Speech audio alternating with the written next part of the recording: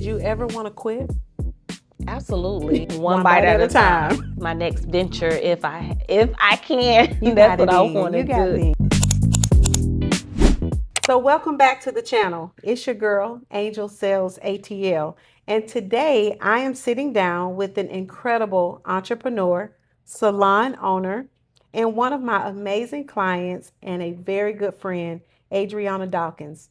A few years ago, I had the privilege of helping her find the commercial space where she's built a thriving business, which is where we are today. Recently, her salon received a special visit from Atlanta's own Judy. But today, we're talking about something even bigger: the journey, the challenges, the growth, and the woman behind the scenes.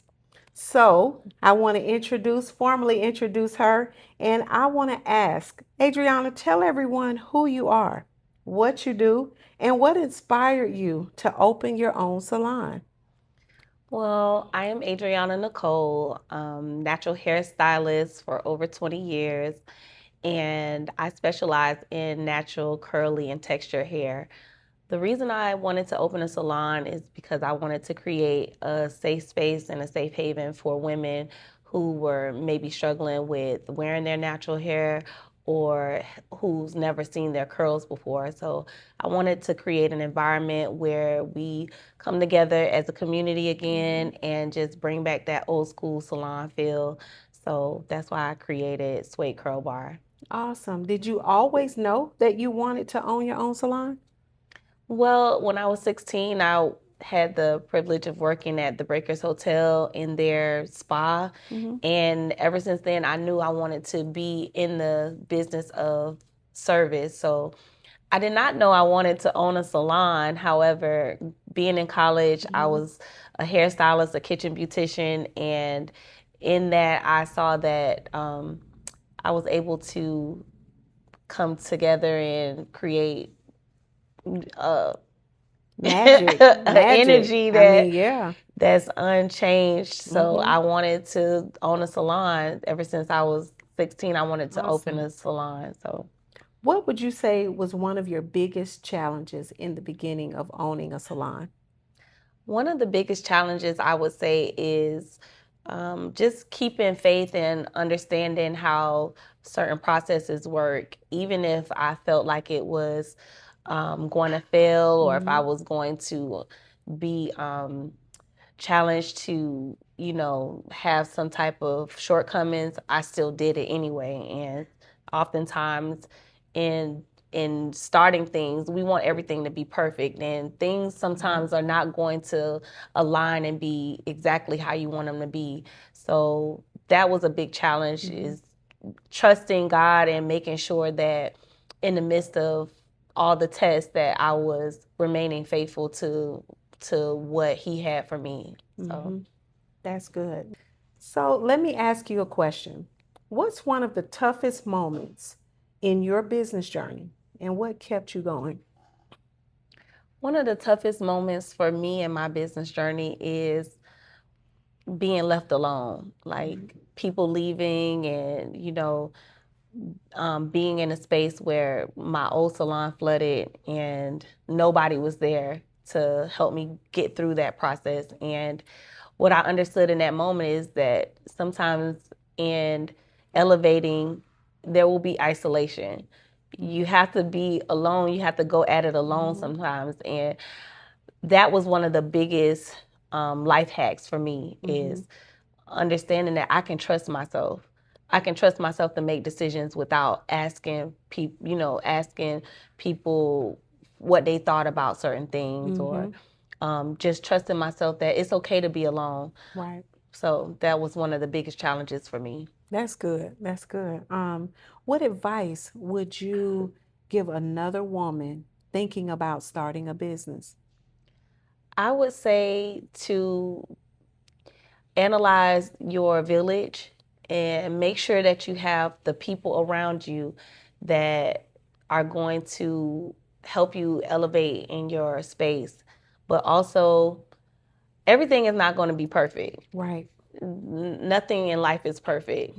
And you have to start somewhere. And how do you eat an elephant? one bite at a time.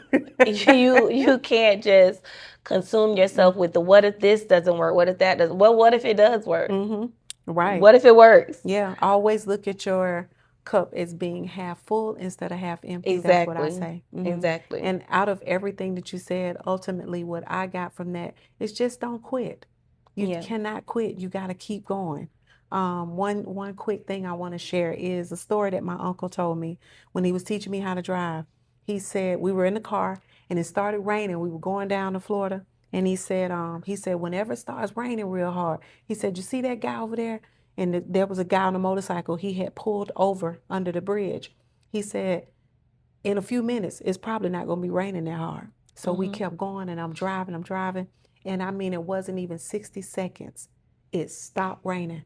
So the moral of that is if you continue to go, you never know, in a few seconds, it won't be raining so hard. Yeah. It won't be so tough. Yeah, the Things won't be, trajectory is going to be completely different in a keep few going. minutes. Yeah. Absolutely. You never know what's right up the road from you. And for your story, you just never know. So that was really good. I do want to ask you another question, and I don't have many, but I want to ask you this. Since you opened your salon, has your business grown? And what are you most proud of today? Well, the business has definitely grown. I have seen my team members, they're flourishing, they're busy, they're booked.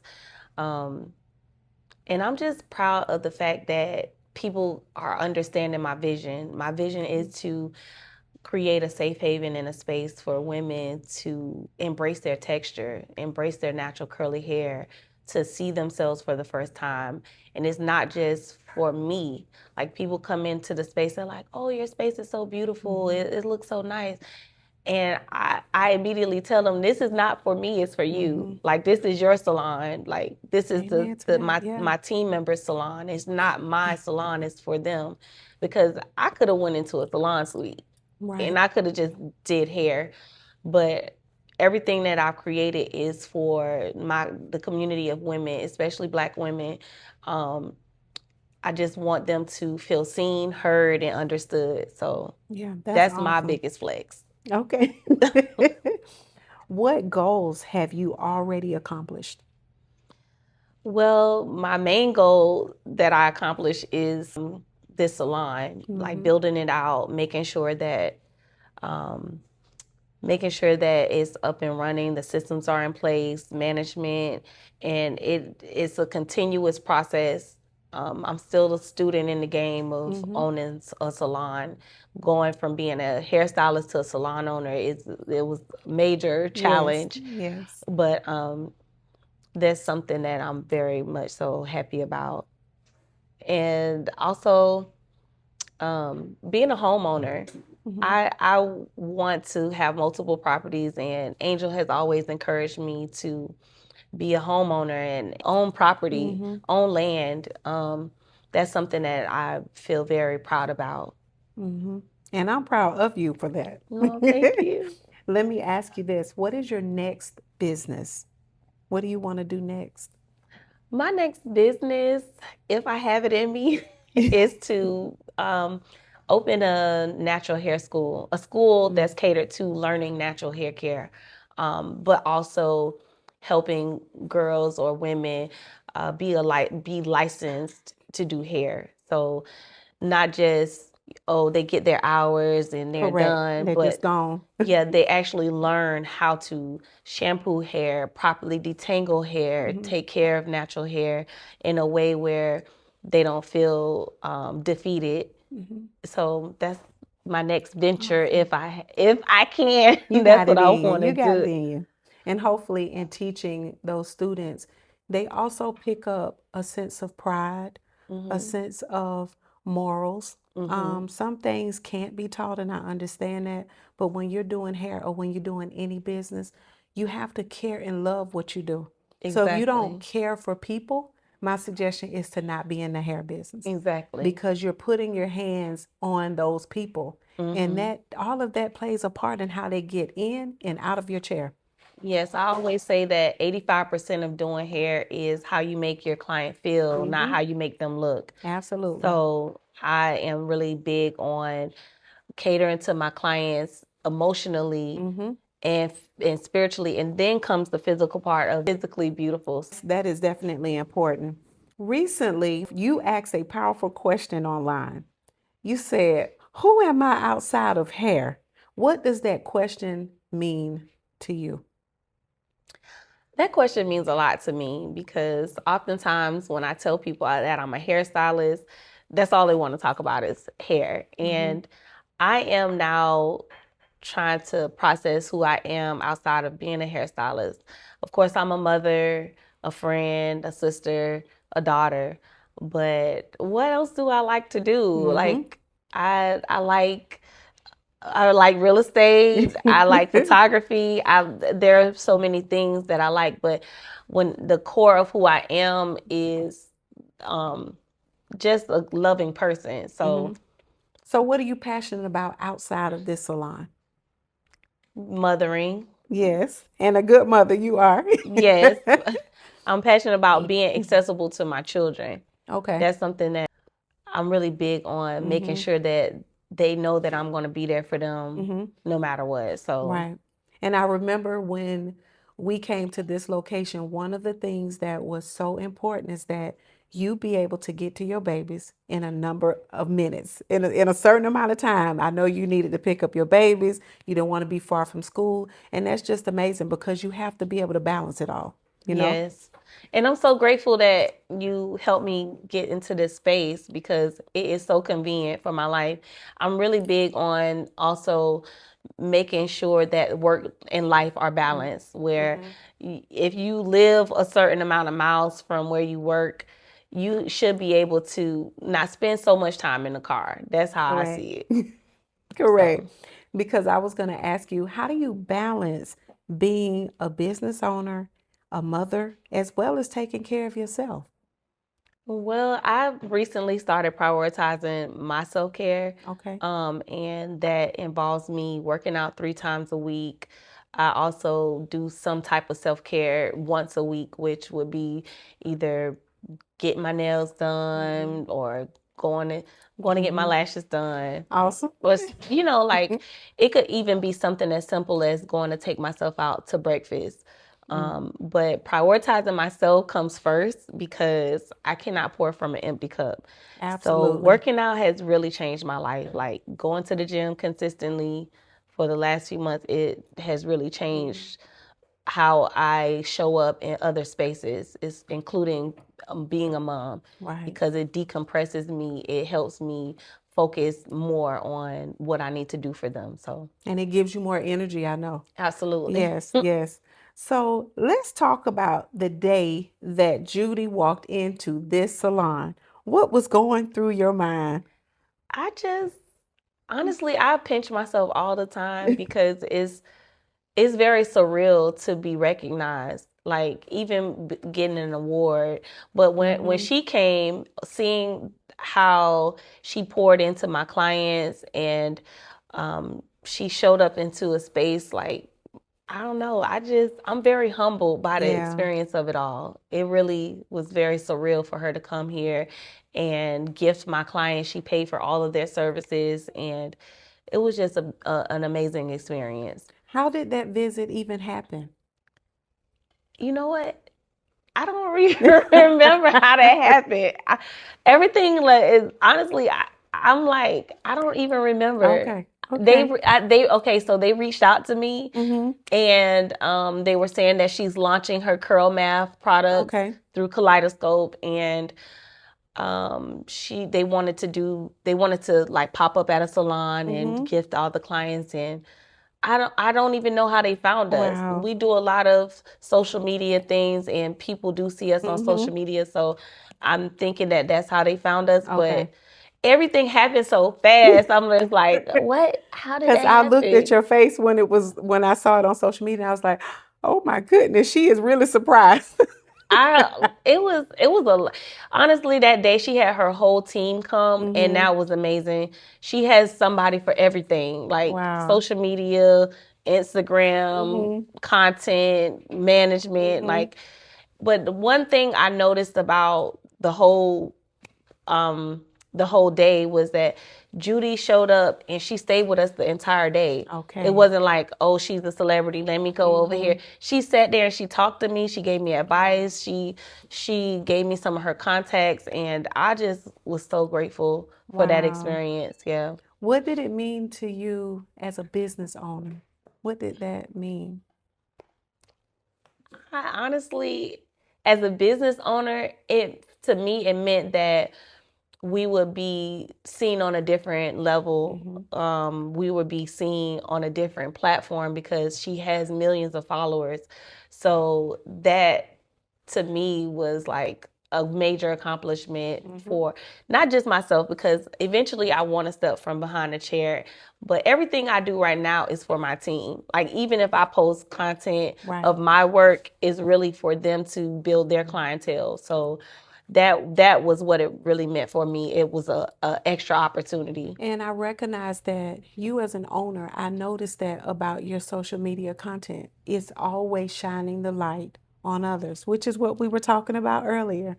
So when you are a business owner, whether it's in a salon or any other business that you're in, it's always important to help others, to grow them, because that's where the blessings come in at. When you give to others, it's always giving back to you. It definitely comes back tenfold. Yeah.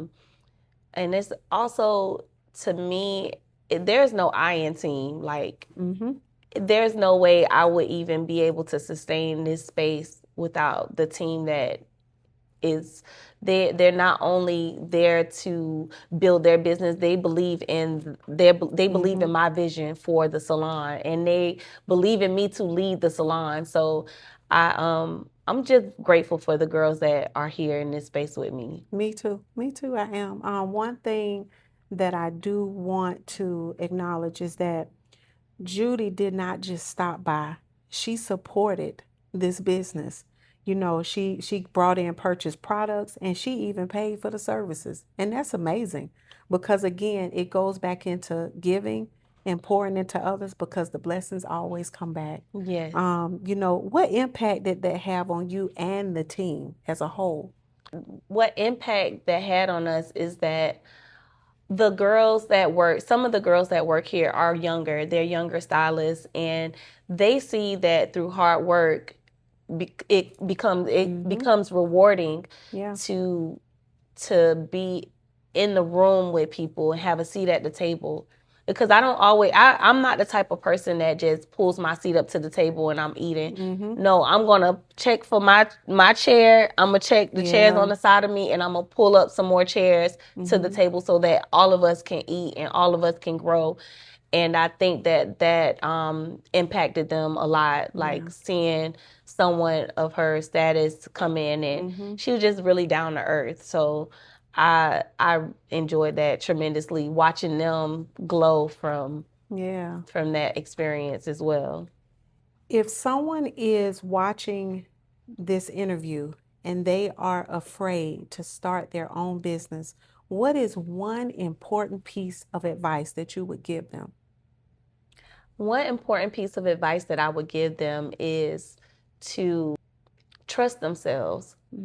Trust your judgment and your energy. Like keep your energy intact. Don't give your energy to things that don't serve you, because that sometimes can cloud your judgment. It can distract you from the goal.